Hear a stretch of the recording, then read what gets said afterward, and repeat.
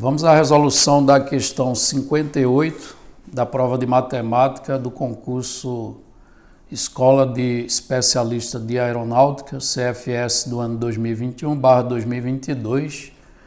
E a questão que vamos resolver é da prova de código 42. Vamos ao enunciado da questão. O ponto P de coordenadas 1 e 4, ele é, aí o traço em branco, ele quer saber se é exterior ou interior à circunferência de equação x mais 1 ao quadrado mais y menos 5 ao quadrado igual a 9 e é. Aí o tracinho em branco ele quer saber também se é exterior ou interior à circunferência de equação x menos 3 ao quadrado mais y menos 5 ao quadrado igual a 16. Ok? Então estamos diante de um problema de uma questão de geometria analítica abordando o assunto circunferência. E o que ele quer saber na questão é qual é a posição relativa desse ponto P em relação a essas duas circunferências, ok? Ele quer saber se esse ponto P, que tem coordenadas 1 e 4, se ele é exterior ou interior à primeira circunferência, ou se é interior ou exterior à segunda circunferência, certo? Então, antes da gente obter a solução por completo dessa questão, vamos fazer um procedimento teórico, certo? Vamos ver teoricamente como é que a gente resolveria um problema como esse. Então, aqui você tem um ponto P, imagina um ponto P. Fornecer um ponto em geometria analítica significa fornecer as coordenadas desse ponto, certo? Então eu estou dizendo que ele tem a abscissa x0 e ordenada y0. E vamos imaginar aqui uma circunferência lambda, cuja equação reduzida seja x menos a ao quadrado mais y menos b elevado ao quadrado igual ao quadrado do raio. Uma equação como essa é chamada de equação reduzida de uma circunferência, cujo centro tem coordenadas a e b. Esse x menos a, esse azinho que aparece aqui em x menos a ao quadrado, e esse bzinho que aparece em y menos b ao quadrado, que vocês estão vendo na equação, esse a e b são as coordenadas do centro da circunferência. E do lado direito da igualdade aparece r elevado ao quadrado, ou seja, o quadrado do raio da circunferência. Aí, se a gente quiser saber a posição relativa de um determinado ponto em relação à circunferência, há várias formas de se fazer isso. Lá na geometria plana, qual é a ideia? É você comparar a distância do ponto até o centro com a medida do raio, né? Caso a distância do ponto até o centro da circunferência seja maior do que o raio, esse ponto é considerado exterior à circunferência. Caso a distância do ponto até o centro coincida com a medida do raio, esse ponto ele vai pertencer à circunferência, isto é, vai estar sobre a linha da circunferência. E caso a distância do ponto até o centro seja inferior ao raio, a gente vai dizer que o ponto ele é interior àquela circunferência, certo? Só que aqui não temos figura, né? A gente tem o ponto dado em termos algébricos, ou seja, fornecido pelo par ordenado que o representa, e temos a equação da circunferência. Aí a maneira da gente resolver esse problema, né, por meio de geometria analítica, uma das maneiras seria a seguinte: a gente substitui as coordenadas do ponto lá na equação da circunferência, no lugar do x e do y, certo? Então, se acontecer, né, quando eu substituir as coordenadas do ponto lá na equação da circunferência, então o x0 no lugar do x e o y0 no lugar do y, se quando a gente substituir isso aqui for inferior ao quadrado do raio, aí a gente vai dizer que esse ponto ele é interior à circunferência. Então, nesse caso, a conclusão é que o ponto P ele é interior, ou seja, está no interior da circunferência. No caso aqui eu chamei a circunferência de lambda, então ele vai ser interior à lambda, ok? Então, o que foi que eu fiz? Eu peguei as coordenadas do ponto, tá?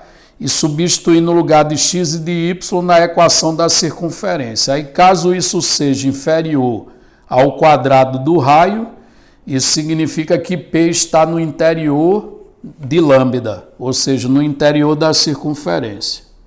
Se acontecer ao substituir as coordenadas na equação da circunferência, e ao fazer a conta isso resultar num número que é exatamente igual ao raio ao quadrado, aí nesse caso a gente vai dizer que o ponto P ele está sobre a linha da circunferência, ou seja, nesse caso P pertence, o ponto P ele pertence à circunferência que eu chamei de lambda, certo? E por último, se ao substituir as coordenadas do ponto na equação da circunferência, o resultado do lado esquerdo ele for maior que o quadrado do raio, aí isso vai indicar que o ponto P ele está no exterior da circunferência, ou seja, o ponto P